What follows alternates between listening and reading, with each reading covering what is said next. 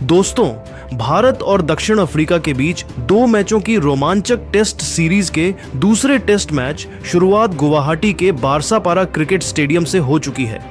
पहले और दूसरे दिन साउथ अफ्रीका ने शानदार बल्लेबाजी के दम 489 रनों का पहाड़ जैसा स्कोर खड़ा कर दिया। भारत ने भी अपनी पारी की जबरदस्त शुरुआत की और तीसरे दिन टीम इंडिया जब मैदान में उतरी तो एक नाम गूंजने लगा। इंडिया भारतीय बल्लेबाजों ने भी फैंस को निराश नहीं किया और अपने बल्लेबाजी दर्शकों का खूब मनोरंजन किया। टीम इंडिया का आज का एकमात्र लक्ष्य है दूसरे दिन बड़ा स्कोर खड़ा करना और मेहमान टीम साउथ अफ्रीका पर शुरुआती दबाव बनाना। भारत इस मुकाबले को किसी भी हालत में जीतना चाहता है। तो दोस्तों, आइए चलते हैं इस पहले टेस्ट के तीसरे दिन की पूरी रोमांचक कहानी की ओर। क्या टीम इंडिया साउथ अफ्रीका पर तीसरे ही दिन दबाव बनाने में सफल हो पाएगी? नीचे कमेंट में हमें अपनी राय जरूर बताइए और अगर आप टीम इंडिया के सच्चे फैन हैं तो इस वीडियो को लाइक और सब्सक्राइब करना बिल्कुल मत भूलिएगा। दोस्तों, गुवाहाटी टेस्ट मैच का तीसरा दिन शुरू होने से पहले माहौल ही कुछ अलग था। भारतीय फैंस की उम्मीदें आसमान पर थीं क्योंकि दूसरे दिन भारत ने बिना किसी विकेट के नुकसान के 9 रन बनाए थे और दोनों ओपनर शांत व समझदारी वाली बल्लेबाजी करते हुए नाबाद लौटे थे। साउथ अफ्रीका ने अपनी पहली पारी में 489 रन बनाकर बड़ा स्कोर खड़ा किया था, लेकिन फैंस को भरोसा था कि भारत की बल्लेबाजी, खासकर केएल राहुल और यशस्वी जायसवाल आज मैदान पर कमाल दिखाएंगे। सूरज की हल्की किरणें मैदान पर जैसे ही पड़ी, माहौल बिल्कुल तैयार था एक बड़े मुकाबले के लिए। तीसरे दिन का खेल शुरू होते ही केएल राहुल और यशस्वी जायसवाल का आत्मविश्वास देखने लायक था। साउथ अफ्रीका ने गेंदबाज मार्को जेनसन और मुल्डर के साथ आक्रामक शुरुआत करने की कोशिश की, लेकिन दोनों भारतीय बल्लेबाज उनके हर प्लान को बेहद शांत दिमाग से संभाल रहे थे। राहुल ने शुरुआती ओवर्स में अपनी क्लासिक धीमी लेकिन स्थिर तकनीक दिखाई।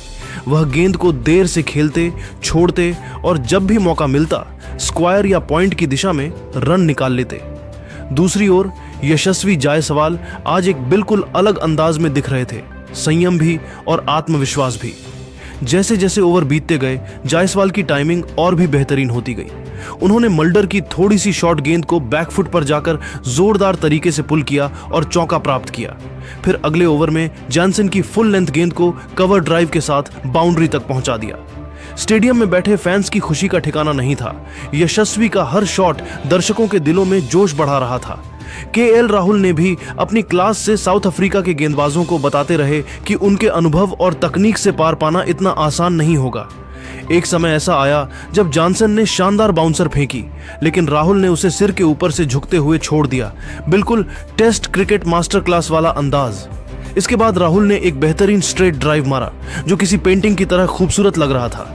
गेंद लाइन को चीरते हुए सीधे बाउंड्री की ओर गई और राहुल ने सहजता से अपना बैट घुमाते हुए रन स्वीकार किया। दोनों बल्लेबाजों के बीच तालमेल देखने लायक था। स्ट्राइक रोटेशन, गलत गेंदों पर प्रहार और सिंगल डबल लेते हुए लगातार रन गति बढ़ाना, यह सब साउथ अफ्रीका के गेंदबाजों को थका रहा था। यही वह मोमेंट था जब भारतीय फैंस को लगा कि आज बड़ा स्कोर बनेगा, और हुआ भी ऐसा ही। केएल राहुल ने अपने करियर का एक और शानदार शतक पूरा किया। उनका शतक पूरा करने वाला शॉट बेहद खास था।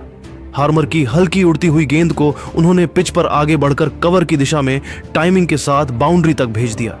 राहुल ने जैसे ही बैट उठाया, पूरे गुवाहाटी स्टेडियम में तालियों की गड़गड़ाहट गूंज उठी। भारतीय ड्रेसिंग रूम में भी हर खिलाड़ी खड़े होकर उनकी इस शानदार पारी का सम्मान कर रहा था। दूसरी ओर यशस्वी जायसवाल ने भी बेहतरीन शॉट्स की बारिश जारी रखी। उन्होंने एक समय पर जॉनसन के ओवर में लगातार 3 चौके जड़ दिए, एक कवर के ऊपर से, एक बैकफुट कट और एक शानदार फ्लिक जो लेग साइड की बाउंड्री पार कर गया। उनकी बल्लेबाजी में क्लास भी थी और आधुनिक आक्रामकता भी। वह अपने शतक की ओर बढ़ते जा रहे थे और दर्शक भी उनसे उम्मीद कर रहे थे कि आज दोहरा शतक देखने को मिलेगा। लेकिन क्रिकेट अनिश्चितताओं का खेल है। जब स्कोरबोर्ड पर 200 रन की साझेदारी दर्ज हो चुकी थी और भारत धीरे धीरे मैच पर पकड़ बना रहा था, तभी यशस्वी जायसवाल का विकेट गिर गया। मार्को जॉनसन की चौथी स्टंप लाइन की बाहर जाने वाली गेंद को जायसवाल ड्राइव करना चाहते थे, लेकिन गेंद हल्का सा बाहर निकल चुकी थी और स्लिप में सीधा कैच थम गया। यशस्वी 93 रन बनाकर आउट हुए, 7 रन दूर अपने शतक से। पूरा स्टेडियम निराश हो गया, लेकिन उनकी यह पारी शानदार थी और भारत को मजबूत स्थिति में ला चुकी थी। जायसवाल के आउट होने के बाद मैदान में उतरे साई सुदर्शन। युवा साई ने शुरुआत में थोड़ा समय लिया और खुद को सेट किया। केएल राहुल ने उनके साथ बातचीत करते हुए बार बार उन्हें शांत दिमाग से खेलने की सलाह दी। साई ने संयमित अंदाज में शुरुआत की, हल्की गेंदों को डिफेंस किया और रन लेने के लिए गैप तलाशते रहे। उन्होंने अपना पहला चौका मार्को जॉनसन की फुल गेंद पर कवर की दिशा में ड्राइव मारकर हासिल किया, एक ऐसा शॉट जिसने तुरंत ही उनका आत्मविश्वास बढ़ा दिया। जैसे जैसे पारी आगे बढ़ती गई, केएल राहुल और साई सुदर्शन के बीच लय बनती गई। राहुल अपने 150 रन के आंकड़े की ओर बढ़ रहे थे और साई भी लगातार तेजी से रन जोड़ते जा रहे थे। दोनों बल्लेबाजों ने बीच के ओवर्स में साउथ अफ्रीका के स्पिनरों को पूरी तरह नियंत्रित कर लिया था। हार्मर और महाराज ने कोशिश तो की, लेकिन साई के स्वीप और राहुल के शानदार डिफेंस टू अटैक बैटिंग के सामने दोनों बेअसर सिद्ध हुए। राहुल ने अपनी पारी में कई अद्भुत शॉट लगाए, एक बेहतरीन फ्लिक जो मध्य विकेट की बाउंड्री के बाहर जाकर गिरा, एक कवर ड्राइव जिसमें शालीनता भी थी और ताकत भी। उनकी बल्लेबाजी एक टेस्ट विशेषज्ञ की तरह परफेक्ट बैलेंस और तकनीक का मिश्रण थी। दूसरी ओर साई की बल्लेबाजी में युवापन की ऊर्जा और धैर्य की खूबसूरत झलक साफ दिखाई दे रही थी। दिन के आखिरी सत्र में साई सुदर्शन का आत्मविश्वास उस समय चरम पर था जब उन्होंने महाराज की गेंद पर आगे बढ़कर लॉन्ग ऑफ के ऊपर से शानदार सिक्स जड़ा। यह शॉट उनके अंदर की ताकत और क्षमता को साफ दिखाता था। धीरे धीरे उन्होंने अपनी पारी को 89 रन तक पहुंचा दिया और केएल राहुल 195 रन पर अडिग खड़े रहे। दोनों के बीच 167 रन की नाबाद साझेदारी हो चुकी थी। दिन का खेल समाप्त होने तक भारत का स्कोर विकेट के नुकसान पर 367 रन है। क्रीज पर केएल राहुल 195 रन बनाकर नाबाद है, वहीं साई सुदर्शन 89 बनाकर क्रीज पर मौजूद है। तीसरे दिन टीम इंडिया ने जिस मजबूती और संयम के साथ बल्लेबाजी की, उसने यह साफ कर दिया कि भारत अब इस मैच में बढ़त बनाने के लिए पूरी तरह तैयार है। चौथे दिन भारत को उम्मीद है कि केएल राहुल अपना दोहरा शतक पूरा करेंगे और साई सुदर्शन भी 3 अंकों का आंकड़ा छुएंगे। मैच अब भारत के नियंत्रण में जाता दिख रहा है, बस अगले दिन बड़ी साझेदारी की जरूरत है। दोस्तों, आपको क्या लगता है? क्या भारत तीसरे दिन मैच में वापसी कर पाएगा? अपनी राय हमें नीचे कमेंट करके जरूर बताएं और ऐसे रोमांचक अपडेट्स के लिए हमारे चैनल को सब्सक्राइब जरूर कर ले। भारत भारत की गूंज से पूरा वातावरण थर्रा उठा। शुरुआती ओवरों में ही जोश, ऊर्जा और इरादे का ऐसा संगम दिखा कि साफ हो गया टीम इंडिया आज शुरू से ही साउथ अफ्रीका को बैकफुट पर धकेलने वाली है। जायसवाल ने अपने आक्रामक अंदाज से गेंदबाजों को चौंका दिया, तो दूसरी ओर राहुल की क्लासिक तकनीक और शांति ने पारी को शानदार आधार दिया। दोनों के शॉट्स देखकर यह समझ आ रहा था कि भारत का प्लान बिल्कुल स्पष्ट है, पहले दिन ही साउथ अफ्रीका को मैच से बाहर कर देना। तो दोस्तों, आइए चलते हैं इस दूसरे टेस्ट के पहले दिन की पूरी रोमांचक कहानी की ओर। क्या टीम इंडिया साउथ अफ्रीका पर पहले ही दिन दबाव बनाने में सफल हो पाएगी? नीचे कमेंट में हमें अपनी राय जरूर बताइए और अगर आप सच्चे टीम इंडिया फैन हैं तो इस वीडियो को लाइक और सब्सक्राइब करना बिल्कुल मत भूलिएगा।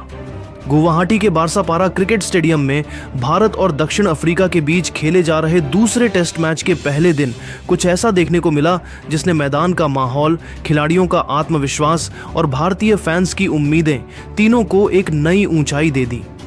टॉस जीतते ही कप्तान ऋषभ पंत ने बिना ज्यादा सोचे पहले बल्लेबाजी का फैसला लिया और जैसे जैसे दिन आगे बढ़ा उनका वह फैसला मास्टर स्ट्रोक साबित होता गया।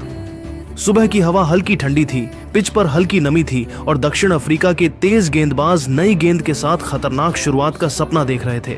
लेकिन वह सपना तभी टूट गया जब भारतीय ओपनर यशस्वी जायसवाल और केएल राहुल बैट हाथ में लिए मैदान पर उतरे। पहले कुछ ओवर दोनों ने पिच को पढ़ने में लगाए। जायसवाल शुरुआत में बेहद संयमित दिखे। वो हर गेंद को ध्यान से देखते, पिच के उछाल को परखते और अफ्रीकी गेंदबाजों की सेटअप को समझते रहे।